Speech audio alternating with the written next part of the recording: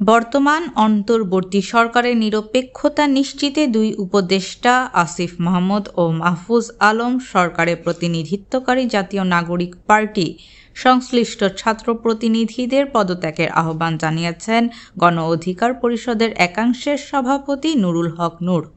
শনিবার ১ মার্চ বিজয়নগর আল রাজি কমপ্লেক্সে গণ অধিকার পরিষদের কেন্দ্রীয় কার্যালয়ের এক জরুরি সংবাদ সম্মেলনে তিনি এই আহ্বান জানান।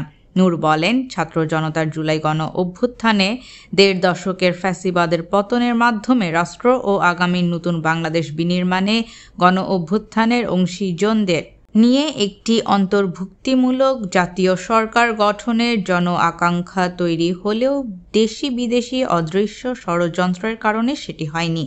একটি নির্দিষ্ট বলয় কেন্দ্রিক সরকার গঠিত হয়েছে, যার ফলে গণ অভ্যুত্থানকে কেন্দ্র করে যে জাতীয় ঐক্য তৈরি হয়েছিল আজ তাতে ফাটল ধরেছে, বিভাজনের সৃষ্টি হয়েছে, যা এই মুহূর্তে জাতির জন্য কোনোভাবেই কাম্য ছিল না। গণ অধিকার পরিষদের শীর্ষ এই নেতা বলেন, এ অবস্থায় সরকারে থাকা ৩ ছাত্র উপদেষ্টাদের মধ্যে একজন পদত্যাগ করে একটি নতুন রাজনৈতিক দল গঠন করেছেন। তারুণ্যের রাজনৈতিক দল হিসেবে গণ অধিকার পরিষদ রাজনীতিতে তরুণদের অংশগ্রহণকে সবসময় উৎসাহিত করে, নতুন দলকে স্বাগত জানায়। তবে গণ অভ্যুত্থানকে কেন্দ্র করে গুটি কয়েক ছাত্রনেতা সরকারের নিয়ন্ত্রণ থেকে প্রশাসনের বিভিন্ন জায়গায় অযাচিত হস্তক্ষেপে সরকারি কর্মকর্তা কর্মচারী সহ জনগণের মধ্যে একটি অস্বস্তি তৈরি করেছে।